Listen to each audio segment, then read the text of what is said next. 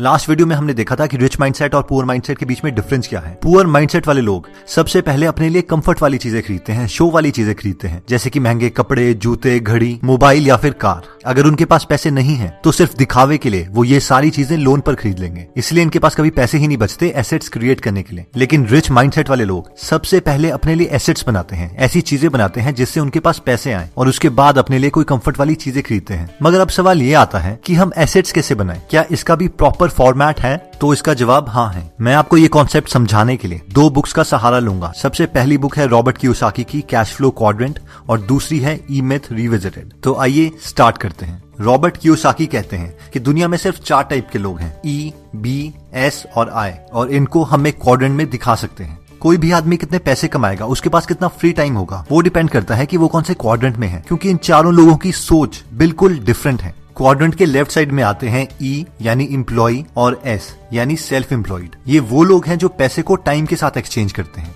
Quadrant के right side में आते हैं बी यानी बिजनेस ओनर या फिर आई यानी इन्वेस्टर। ये वो लोग हैं जो पैसे से पैसा बनाते हैं या फिर किसी और के टाइम से पैसा बनाते हैं। तो आइए इन चारों को थोड़ा डिटेल में समझ लेते हैं। सबसे पहले आता है एम्प्लॉय। ये वो इंसान है जिसे जॉब की सिक्योरिटी चाहिए, हर महीने सेम अमाउंट का पे चेक चाहिए, इसे रिटायरमेंट के बाद में पेंशन चाहिए, हर चीज इंश्योरेंस के थ्रू कवर्ड चाहिए, ये कोई फाइनेंशियल रिस्क नहीं लेना चाहता। जो भी लोग जॉब कर रहे हैं वो सारे इस कैटेगरी में आते हैं। ये लोग अपने टाइम के बदले में पैसे कमाते हैं। जिस दिन ये काम करना बंद कर देंगे, इन्हें पैसे भी आना बंद हो जाएंगे और गवर्नमेंट के रूल्स के अकॉर्डिंग ये लोग सबसे ज्यादा टैक्स पे करते हैं। लेकिन दूसरी तरफ जो इंसान खुद का बॉस बनना चाहता है, औरों पे डिपेंडेंट नहीं रहना चाहता, वो अपनी कोई दुकान खोल देता है, फिर चाहे वो लॉयर हो, डॉक्टर हो या फिर कंप्यूटर ग्राफिक डिजाइनर हो, वो सेल्फ एम्प्लॉयड की कैटेगरी में आता है। इनकी सबसे बड़ी गलती ये है कि ये लोग सोचते हैं कि ये बिजनेस कर रहे हैं, जबकि ये सेल्फ एम्प्लॉयड है। इनके पास एक ऐसी जॉब है जो उन्होंने खुद को दी है। ये लोग सोचते हैं कि ये परफेक्शनिस्ट है, इनसे अच्छा कोई काम कर ही नहीं सकता, इसीलिए ये हर काम खुद करना चाहते हैं। और सबसे ज्यादा दुख की बात यह है कि जब ये लोग सबसे ज्यादा सक्सेसफुल होते हैं, जब इनके पास सबसे ज्यादा कस्टमर्स होते हैं, उस वक्त ये सबसे ज्यादा बिजी होते हैं और इनके पास अपनी फैमिली के लिए कोई टाइम नहीं होता। ये सारे फेमस फेस्टिवल्स, दिवाली, होली अपनी उस शॉप में गुजार रहे होते हैं जिस वक्त पूरी दुनिया एंजॉय कर रही होती है। और ये सिर्फ इनकी मेंटालिटी की वजह से है, क्योंकि ये किसी और पे ट्रस्ट नहीं करते।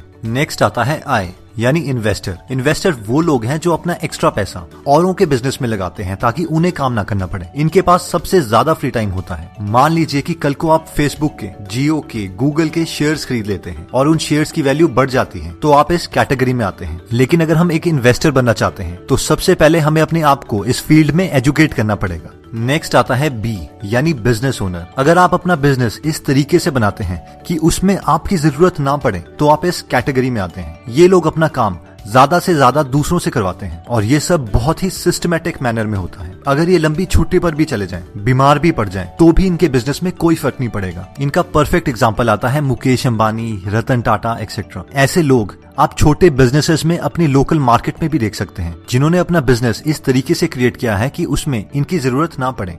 दोस्तों, अब हम देखेंगे कि पुअर माइंडसेट वाले लोग बिजनेस में क्या गलतियां करते हैं और रिच माइंडसेट वाले लोग बिजनेस को कैसे करते हैं जिसे वो एसेट्स बनाते हैं। दोस्तों, बिजनेस में फेल होने का सबसे बड़ा रीजन वो आदमी खुद है जो वो बिजनेस चला रहा है, क्योंकि हम में से मैक्सिमम लोगों को पता नहीं है कि एक बिजनेस चलता कैसे है। दोस्तों, जब भी एक स्मॉल बिजनेस स्टार्ट होता है तो उसे एक बिजनेसमैन नहीं, एक टेक्नीशियन चला रहा होता है, क्योंकि मैक्सिमम स्मॉल बिजनेस कुछ इस एटीट्यूड से खुलते हैं, अरे यार मैं उसके लिए काम कर रहा हूँ, उससे अच्छा काम तो मैं खुद कर सकता हूँ, इससे अच्छा खुद अपना बिजनेस खोल के ज्यादा पैसे ना कमा लूं। और हम एक बेवकूफ आदमी की नौकरी छोड़ के एक बड़े बेवकूफ आदमी के अंडर काम करने चले जाते हैं, और वो है हम खुद। कोई आदमी अपना शोरूम खोल देता है, एक डॉक्टर अपनी दुकान खोल देता है, एक एडवोकेट अपनी शॉप खोल देता है, कोई इंजीनियर अपनी सॉफ्टवेयर कंपनी खोल देता है, इस एटीट्यूड से कि उसको ये टेक्निकल काम आता है। और क्योंकि ये वो टेक्निकल काम कर सकता है, इसलिए उसे लगता है कि वो ऐसा बिजनेस क्रिएट कर सकता है जो वो टेक्निकल काम कर दे। और ये एग्जैक्टली ऑपोजिट है एक बिजनेस से, क्योंकि अगर वो बिजनेस इसी सोच से खोला गया है तो वो एक बिजनेस नहीं है, हमने एक जॉब क्रिएट करी है खुद के लिए। We are not a businessman, we are self employed. और सबसे मजे की बात दोस्तों, आपको पता है क्या है? हम लोग बहुत प्राउड होके बोलते हैं, अगर मैं नहीं हूंगा तो ये बिजनेस नहीं चलेगा। और अगर आप किसी भी रियल बिजनेसमैन से पूछ लो तो वो यही बोलेंगे कि वो बिजनेस एक रियल बिजनेस तब बनता है जब आपने अपने को उस सिस्टम से बाहर निकाल दिया है। अगर आपका बिजनेस आपके बिना नहीं चल सकता तो वो बिजनेस नहीं है, यू आर सेल्फ एम्प्लॉयड। लेकिन मैक्सिमम बिजनेस इस एटीट्यूड के साथ खुलते हैं कि हमें वो टेक्निकल काम आता है, और जबकि उस टेक्निकल काम का उस बिजनेस से कुछ लेना देना नहीं है। आप चाहे बड़े से बड़े लोगों के एग्जाम्पल्स ले लें। क्या स्टीव जॉब्स ने एप्पल के फोन्स खुद बनाए थे? बिल्कुल भी नहीं। वो तो एक प्रोग्रामर भी नहीं थे, ना ही एक हार्डवेयर इंजीनियर। उनकी एक विजन थी कि पूरी एप्पल की कंपनी किस तरीके से चलनी चाहिए और फाइनली उन्हें क्या अचीव करना है। और वो अचीव करने के लिए उन्हें जिन लोगों की जरूरत पड़ी, जिस टेक्नोलॉजी की जरूरत पड़ी, वो अपनी कंपनी में लाए और वो प्रोडक्ट अचीव किया और उसकी अच्छी मार्केटिंग के साथ एक नया ब्रांड क्रिएट किया। इवन की बिल गेट्स जिस सॉफ्टवेयर MS-DOS की वजह से अमीर हुए, वो उन्होंने किसी और से खरीदा था $50,000 में, and he created a business. और अगर हम इसे स्मॉल बिजनेसेस के साथ कंपेयर करें, मान लीजिए एक डेंटिस्ट है और वो अपने को एक बिजनेसमैन मानता है, तो वो सबसे ज्यादा सक्सेसफुल कब होगा? जब उसके पास सबसे ज्यादा क्लाइंट्स आएंगे। और जिस मूवमेंट पे उसके पास सबसे ज्यादा क्लाइंट्स आएंगे, उस मूवमेंट पे उसके पास सबसे कम टाइम होगा अपनी लाइफ एंजॉय करने का, और उस मूवमेंट में वो अपनी उस जॉब को, जिसे वो बिजनेस कह रहा है,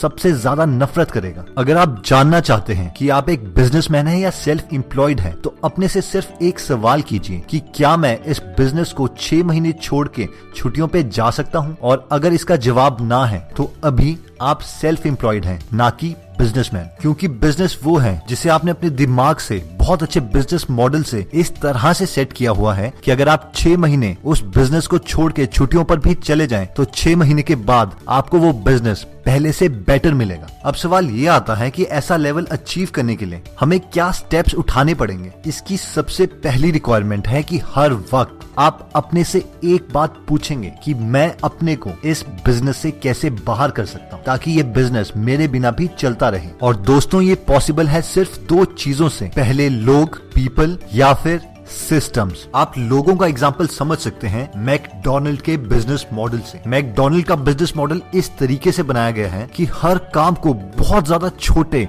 और सिंपल इंस्ट्रक्शंस में तोड़ा गया है, जिससे इवन 10th पास स्टूडेंट्स भी उसमें आते हैं तो विद इन 1 वीक वो ट्रेन होके उस बड़ी मशीन मैकडोनल्ड के अंदर घुस के मैकडोनल्ड के प्रोडक्ट तैयार कर सकते हैं। और अगर आपने नोटिस किया होगा तो मैकडोनल्ड का बर्गर, चाहे आप चंडीगढ़ में खाएं या दिल्ली में, वो एग्जैक्टली सेम होता है। क्या वो सेम आदमी ने बनाया है? नहीं, वो सेम तरीके से, सेम इंग्रेडिएंट से बनाया गया है, क्योंकि ये बिजनेस मॉडल बहुत स्ट्रॉन्ग है। दोस्तों, दूसरा तरीका जो आप इमेजिन कर सकते हैं वो है थ्रू सिस्टम्स, और ये ज्यादातर ऑनलाइन बिजनेसेस में यूज किया जाता है। मान लीजिए आपने एक बार मेहनत करके कोई वेबसाइट खोल दी है या कोई शॉपिफाई का अकाउंट क्रिएट कर दिया है। अब अगर रात के 3 बजे जब आप सो रहे हैं, उस वक्त भी कोई आपकी वेबसाइट पे आता है, तो भी वो आपका प्रोडक्ट या सर्विस ले सकता है और पेमेंट गेटवे के थ्रू आपको पेमेंट करके अपना प्रोडक्ट हासिल कर सकता है।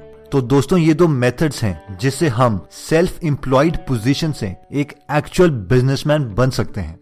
तो दोस्तों, आज हमने देखा कि 4 टाइप की मेंटालिटी होती है, E, S, B और I। एम्प्लॉय मेंटालिटी वो होती है जो चाहता है कि उसकी एक बार जॉब लग जाए और उसके बाद उसे कोई टेंशन ना लेनी पड़े, और वो सिक्योरिटी को अपना प्राइम ऑब्जेक्टिव मानता है। S, सेल्फ एम्प्लॉयड लोग वो होते हैं जो किसी के अंडर काम नहीं करना चाहते, लेकिन वो अपने आप को परफेक्शनिस्ट मानते हैं और सारा काम खुद ही करना चाहते हैं। इसलिए जब वो सबसे ज्यादा सक्सेसफुल होते हैं, उस टाइम वो सबसे ज्यादा थके होते हैं। नेक्स्ट आता है B, बिजनेस मेंटालिटी। ये लोग वो हैं जो उस तरीके के सिस्टम्स क्रिएट करते हैं जिससे वो और लोगों से काम करवा सके और खुद बिजनेस संभाल सके। I, इन्वेस्टर मेंटालिटी के लोग वो होते हैं जो औरों के बिजनेस को एनालाइज करते हैं, उनके बिजनेस में पैसा लगाते हैं और अपना पैसा बार बार मल्टीप्लाई करते रहते हैं। दोस्तों, कमेंट सेक्शन में आप बता सकते हैं कि आप नेक्स्ट वीडियो किस टॉपिक पर चाहते हैं, ताकि हमें भी फीडबैक मिले और उसी टॉपिक्स को हम कवर करें। इस चैनल को जरूर सब्सक्राइब कर लीजिए और बेल का बटन दबा दीजिए ताकि आप ऐसी नॉलेजेबल वीडियोस कभी मिस ना करें। और इस वीडियो को लाइक जरूर कीजिएगा ताकि हमारा कॉन्फिडेंस बढ़े।